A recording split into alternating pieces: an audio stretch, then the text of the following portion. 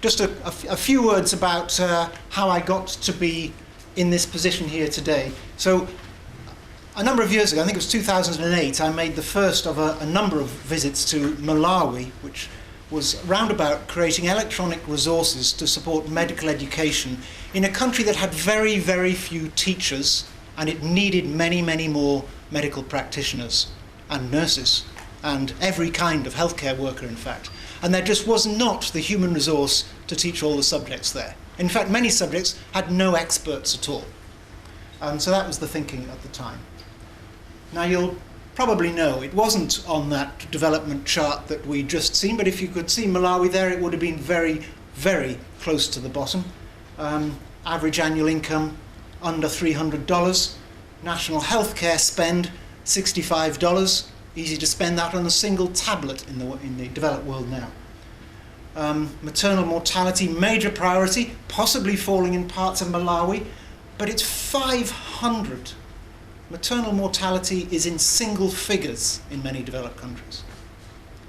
And all the problems around infectious diseases, but growing awareness of the non-communicable diseases that, as we heard earlier. It's a very beautiful country, and rather remarkably, it's also a relatively stable, peaceful country, so it's a very attractive place for donors and for research institutes, and you can get some really excellent, bright people if you go to the right places. There's a Wellcome Liverpool joint building in Blantyre and a Johns Hopkins building in the same place. And just next to it, there's one of the most undeveloped hospital environments that you can imagine. So it's a real mixture and a challenge, and it makes you think about the contrasts and how to spread things more evenly. Yes, I'm also involved in some other educational initiatives, and this is a really interesting one. This is an online MSc program run from Edinburgh that has students from all over the world. They are very widely distributed, but actually there are very, very few from Africa, given its size, and curiously, given its greater wealth, none hardly from India, and a few, a scattering, from the Far Eastern countries. And that leads me to ask some interesting questions too. Now, I come at this as a nephrologist, a kidney doctor. This is regarded as one of the more scientifically complex, challenging specialties, and it's very technologically driven now. It came into existence really because of dialysis, and this is a dialysis unit in Taiyuan City in China. Now, when you come at a problem like this and you start to think, what is the way in to help? It's sometimes helpful to look at another field for guidance. And I don't know how many of you know Hans Rosling's Magic Washing Machine, but if anyone has not watched it, they really must. And I'm going to show you a few seconds of it because it's so worth it. I was only 4 years old when I saw my mother load a washing machine for the very first time in her life. That was a great day for my mother. My mother and father had been saving money for years to be able to buy that machine.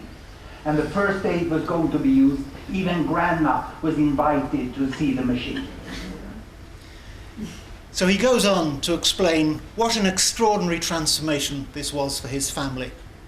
And then he says, but the population is very large in the world, and if there are people who have to live on under $300 a day, how many people really can have access to this technology? And of course, I want you to be thinking not just washing machine, but also decent health care at the same time. Below the airline, and today there's an additional 1 billion people up there who live above the wash line. And they consume for more than $40 per day. So 2 billion have access to washing machine, and the remaining 5 billion, how do they wash? Or to be more precise, how do most of the women in the world wash? Because it remains a hard work for women to wash. They wash like this, by hand. It's a hard, time-consuming labor, which they have to do for hours every week. And sometimes they also have to bring water from far away to do the laundry at home. Or they have to bring the laundry away to a stream far off. And they want the washing machine. They don't want to spend such a large part of their life doing this hard work with so relatively low productivity. And there's nothing different in their wish than it was for my grandma. Look here, 2 generations ago in Sweden, picking water from the stream, heating with firewood and washing like that. They want the washing machine in exactly the same way. But when I lecture to environmentally concerned students, they tell me, no, everybody in the world cannot have cars and washing machines. How can we tell this woman that she ain't going to have a washing machine? And then I ask my students, I've asked them over the last 2 years, I've asked, how many of you doesn't use a car? And some of them proudly raise their hand, and say, I don't use a car. And then I put the really tough question. How many of you hand wash your jeans and your bed sheet? And no one raised their hand. Even the hardcore in the green movement use washing machines.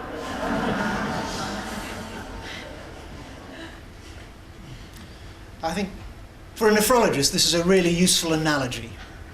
Really, when you travel around the world, it's quite helpful to think of it not as a geography lesson, but as a history lesson. Because in the 1960s, in Britain and in America at the start, and a few European countries, dialysis just started to become available. People wanted dialysis machines, but they were unaffordable. So people tried everything they could to try and make them work. And here is an example of actually using a washing machine to do dialysis in. This is the Maytag program, although the Maytag company later demanded the removal of that name from it, which was carried out in the Cleveland Clinic in the 1960s by Dr. Wilhelm Kolff, who invented the first successful dialysis in the Netherlands at the end of the Second World War. And of course, if you visit overseas countries, you cannot but help get involved in the other things that you know about. So I go to Blantyre in Malawi, and they have a dialysis machine. And here is a mother whose life has been saved by the dialysis machine. She's standing on the right here. She had complications of pregnancy that should have killed her in that environment. This is what was happening in our healthcare environment in the 1960s. In fact, it was still happening quite a lot when I was a medical student and a young doctor. And it was one of the things, this crisis was one of the things that made me become a nephrologist. This problem has almost completely disappeared now. But if you look at what the experience in renal units was at that time, in the 1960s, 1/3 of their acute kidney failure was caused by obstetric renal failure.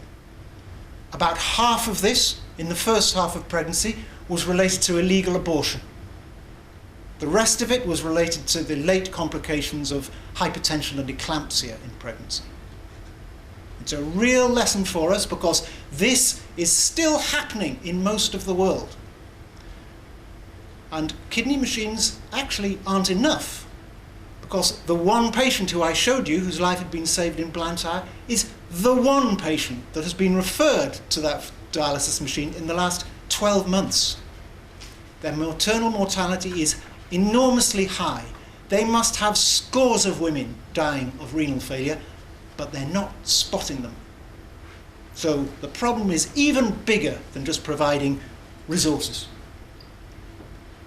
Now Hans goes on to describe some of the ways in which we need to economize in our use of energy to permit an evening out of energy resources through the world, but he does come up with another answer. If you have democracy, people will vote for washing machines. They love them. And what's the magic with it? My mother explained the magic with this machine the very, very first day. She said, now Hans, we have loaded the laundry. The machine will make the work. And now we can go to the library. Because this is the magic. You load the laundry, and what do you get out of the machine? You get books out of the machine. Children's books. And mother got time to read for me. She loved this. I got the ABC. This is why I started my career as professor, when my mother had time to read for me.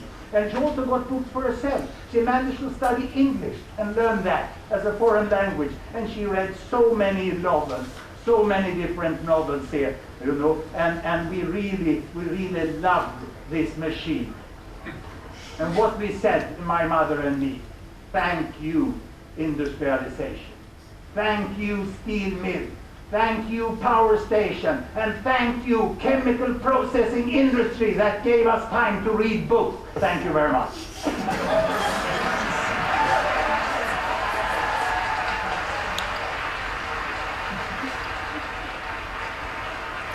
So a really important message there. We're not going to get these things without the business school. Now, I can't make Malawi or any other country more wealthy, except by going there and spending my own money, which actually I suspect is what a lot of aid achieves. So usually what we end up wondering, now we're becoming very well aware of the problems of taking resources there. We're aware of the consequences of delivering maize and corn and undercutting the local industries, the local farmers when they're short of food. What is the consequences of lots of medical students and doctors taking IV infusion needles to hospitals when they go to visit them? It means that the government doesn't buy them anymore. So we have to be extremely cautious about what we can do. So we look to education. We look to trying to do exactly what Hans Rosling said was the benefit of the washing machine. And there are different models of doing it. You can go to an international conference of experts and talk about kidney disease to try and bring up the kidney experts.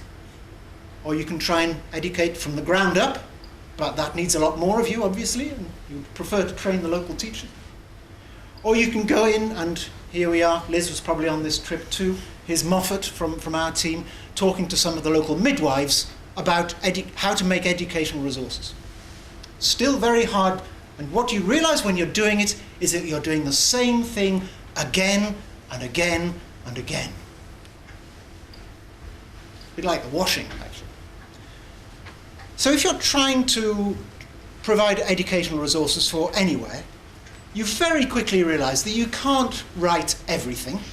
There are huge publishing industries and thousands of universities trying to do that already.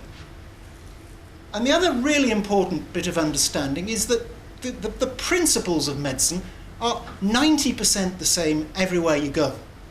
And there's just a little bit of 10% change for what's going on locally. So can we start to exploit the information revolution?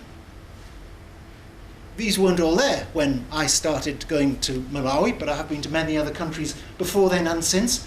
But now we have iTunes University. Quite like the one about shoes, actually. We have Coursera, which Edinburgh is providing some courses on, free timed courses online. Huge amounts of resources on places like YouTube, how to do things that we usually teach students how to do, how to examine and so on. And then, of course, there's Dr. Google. I think many of our patients are now going to Dr. Google before they go to the doctor, but actually we do too.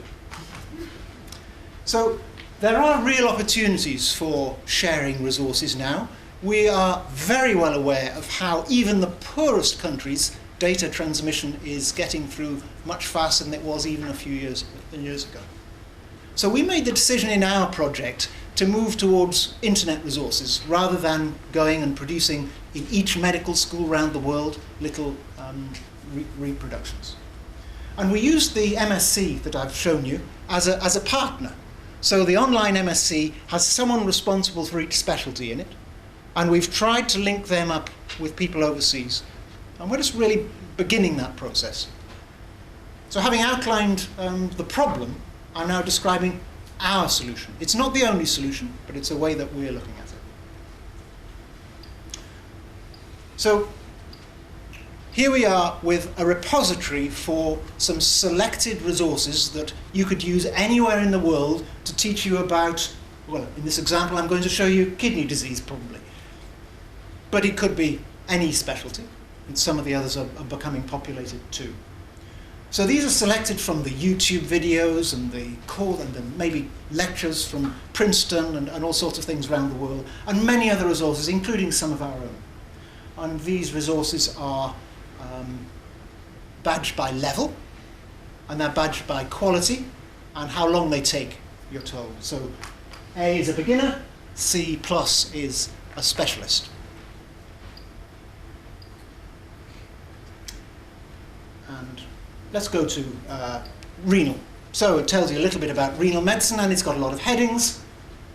And there you can see the level scale on the right. And here are some of the resources selected from around the world, so that you could, in your own time, go and do this. Or if you're a teacher, you could teach from these resources and use them wherever you are around the world. This is about how to analyze urine. This is about urine infections. And obviously when you click on them, you go to them. And next to each one, it tells you how good it is, or how good our editors thought it was, and how long it'll take you. And that's really just perhaps the beginning. And of course, it'll need continually keeping up to date, like any online resources do. So I think the second part of the problem is the last 10%, which is incredibly important. There's all this knowledge about medicine, but how do I put it into practice where I am today? Now here, I have access to nearly everything, but not quite everything. In Malawi, they have access to extremely little, but how to act for the best, given what we know about diseases and what is available. So the approach to this has often been to write cases, and the traditional virtual case is quite long and complex. And the approach we've used is to write multiple short ones. So let me just quickly take you into the virtual clinic that we're beginning to create for Malawi. It's got quite a lot of dermatology in there, quite a bit of medicine, and quite a lot of, not surprisingly, kidney disease. So here is a list of random Malawi medical cases. And the idea is that you'll do one, and then you'll do another, and then you do another, and then another, and you'll quickly work through them. And for each one, it's like this. So here's the scenario. A 34-year-old man presents with fits, and this is what is on his skin. What do you think? And it tells you a little bit more about his condition, asks you some questions, asks you to write down what you think and what you would do, and then when you've had a think about it, it shows you what the experts locally, in that context, thought was the right thing to do. And this is what they thought the right thing to do was in this case. Now, this is quite a specific example of an approach to education that actually, once you form the partnerships, you don't need to travel so much. And that way, you can save some carbon and use it to make washing machines. That's just a picture of dermatology, and that's just where you can go for some further information. Thank you very much.